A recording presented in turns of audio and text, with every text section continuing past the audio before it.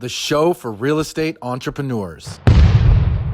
So I want to go a little deeper on the money raising, because I Sure. feel like that's one thing that you're an expert in, and I love it. have done a lot of. Yes. How much money total would you say that you've raised in your career? Ballpark. 450 million in equity for other people's projects. Yeah. And for my projects, I had one fund that was 30. I had another one, the second one, which was the special situations, that was 15. That's all institutional money that's come in. With the retail money now and the stuff that's coming in with that, we're starting to see more money from retail people come in. So I'd say I'd be comfortable saying around close to $500 million. Wow. Yeah. Yeah, that's a lot. Since I've left Goldman, yeah. So you're mainly working with family offices, right? Which is basically really wealthy people that are looking for ways to continue to make their money work. They care about their legacy. They don't care about anything else but their legacy. Okay. They don't have to invest. They need to be kept busy, but they also want to know, hey, if I die, what is going to carry on my legacy? Okay. And that's what they're worried about. Is they made that you have the wealth creator, and then you have the second generation who's usually kind of into it, but the third generation usually loses everything. You know, I call it the Greek diner roll. You know, it's like this first generation comes, they're the wealth creators. The second generation, they support it. Third generation, it's like Paris Hilton, they just blow it away on yachts, parties, Ibiza and stuff. I've seen this. Rich kids of Instagram, they get held hostage. There's ransom insurance that Lloyd puts out for these people. It's actually kind of interesting, you know, how this ransom insurance. Ransom insurance, yes, because if your kids go out to Tijuana and they take selfies and everything, there's going to be a bandito that's going to kidnap them, and it happens a lot. Yeah, but we raise money because I like to do things, and when you raise money, I think people look at it from a standpoint and they say, well, they're looking for like a quick hit. They don't know what they're doing, and the last thing you want to do is to come into a family and say, hey, how you doing? By the way, I got this great deal. It's like asking for sex on the first date. You know what I mean? You never show up with 4 pounds of paper. You build a relationship. The first question I ask is, tell me about your family. What happened?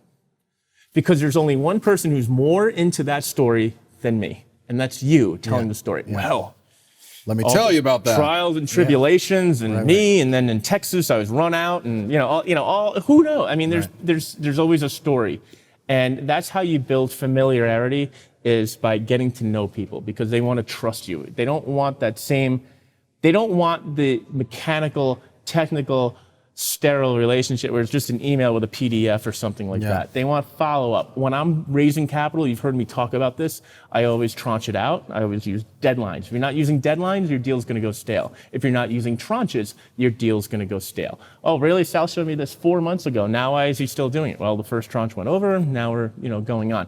You always have to keep it fresh. You have to have a story. When people communicate these deals, I tell the story of this, okay? The story is, this is a very prominent family. They have a lot going on. They have very deep pockets. They are very well respected. It gives them creature comfort, and it's like kind. Like, they're very wealthy. They're investing. They're allowing us to invest alongside them.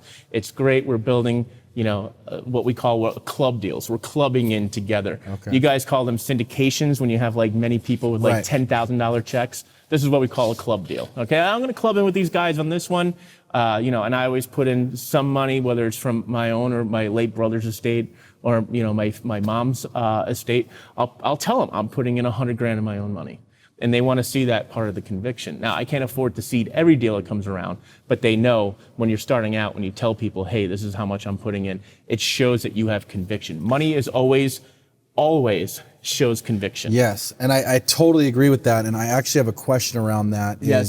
Is one, are you putting money in on every deal yourself? Not all of them. Because I'd imagine no, because you can't. No, I can't. Right? But I will tell them that. But so my question is, how do you present that?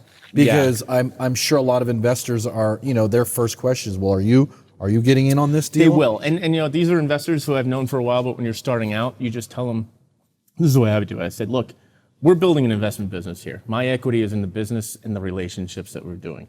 And we're getting to the point right now where we're able to co-invest alongside some of the most successful developers, best real estate, Class A, right here.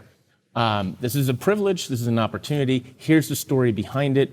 This is why I am very, very convinced, or I have strong conviction in this, even though I don't have the money to put into it. I am going to perhaps maybe not take a management fee or, something like that. You can always incentivize people by showing like a quid pro quo. Like, for example, forget the management fee or maybe lower your incentives, so that if it's your first deal, so that the investors feel like, okay, I like this, I totally understand this. Another way to do this too, if you wanted to, you could always set up your own, and this is getting a little deep here, and we talk about this in my ACPAR certification, but you can always set up like a GP-LP structure where you raise the money for the GP to put into, there's all sorts of ways that you can do it. You just have to be creative and you have to be upfront and honest. And when people start doing things where they start shuffling things around, you can't get the right answer, like, yeah, I'm putting money.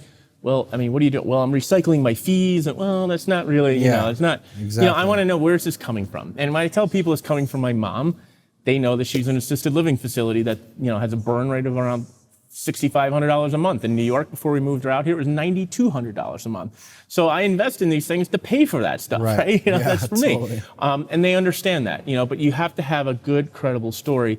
And when you're starting out, you don't want to do this yourself. You don't want to be the operator. Find the best deals, raise money around it, build your track record that way, and continue to move on. Very simple. Right. A lot of these people, these hardos come out, they're like, yeah, I'm going to buy a multifamily. I'm going to fix it myself. I'm going to do it. Why? Life's too short. Life's too short, and it's just, I like this model. This is the banking model. This is, the merchant banks have done this for years, and this is just the way it works. And you don't have to worry about so much other things too, where, you can choose the investors you want to work with. And the networking amongst those investors are just amazing because you're with one firm, one family, here's another one, here's another one, here's another one. After I see you next week in California, I'll be in Chicago talking to a bunch of other families who are sitting on a lot of cash, and they want to know what are the things that, Sal is looking at that's going into it. I would say always talk to your investors, but always seed them first. I wouldn't say, hey, I'm like, yeah, we're doing a lot of different, everybody's going into multifamily today. We're actually going to move into something else because the numbers make sense, but from a longevity standpoint, a duration standpoint, a lot of the wealthy families that we manage money for really are looking into this. Maybe that's something you should look into. See? Yeah, that's a good little seed plant right there. Yeah, with exactly. the deal sheet. Yeah, with the deal, and the deal sheet should never be more than 3 pages. And you've seen them, but compared to a guy that comes, he's like, all right, I got something. I don't want to see that. Right. I don't know you from Adam. I don't know anything about you. People want relationships today. We call this indoctrination. I spend a disproportionate amount of time writing letters to investors so that they understand my viewpoint and how I want to look at the world. And either you agree or you don't. You either agree or you don't. Right. If you don't agree, don't invest. Right. Go to the other guy that's paying for a 4.5 cap for a Class C, in Georgia that he's never going to get out of. To watch this full Founders Club interview, click the link in the description below. And while you're here, don't forget to hit that like button and subscribe for future videos.